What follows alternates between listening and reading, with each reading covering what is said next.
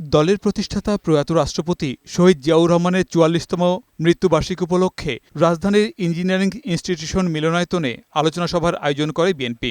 এতে লন্ডন থেকে ভার্চুয়ালি যুক্ত হন দলের ভারপ্রাপ্ত চেয়ারম্যান তারেক রহমান।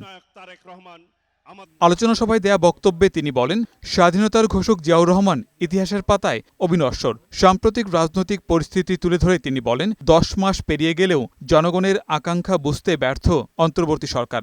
জনগণের আকাঙ্ক্ষাকে ধারণ করুন, অবিলম্বে ডিসেম্বরের মধ্যেই সুনির্দিষ্ট দিনক্ষণ দিয়ে জাতীয় নির্বাচনের তারিখ ঘোষণা করুন।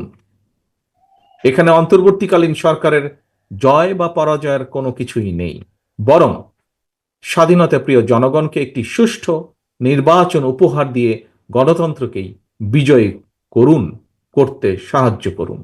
এদিন জিয়াউর রহমানের শাহাদাত বার্ষিকীর আলোচনা সভায় প্রধান অতিথি হিসেবে ভিডিও বার্তায় নিজে বক্তব্য দেন বিএনপি চেয়ারপারসন বেগম খালেদা জিয়া। বাংলাদেশে গণতন্ত্র পুনঃপ্রতিষ্ঠার আশাবাদ জানান তিনি। যে গণতন্ত্র প্রতিষ্ঠা আর সার্বভৌমত্ব রক্ষার লড়াইয়ে তিনি শাহাদাত বরণ করেছেন, সেই গণতন্ত্র নিরবচ্ছিন্ন যাত্রা আজও বাধাগ্রস্ত হচ্ছে প্রতি পদে পদে। খুব শীঘ্রই আমরা বাংলাদেশকে গণতন্ত্রে পুনঃপ্রতিষ্ঠিত দেখতে পাব। এই হোক শহীদ জিয়ার শাহাদাত বার্ষিকীতে আমাদের অঙ্গীকার। আগামী দিনের জন্য সুশৃঙ্খলভাবে নেতাকর্মী ও দেশবাসীকে ঐক্যবদ্ধ থাকার আহ্বানও জানান বিএনপি চেয়ারপারসন। গোলাম মোর্শেদ, বৈশাখী সংবাদ, ঢাকা।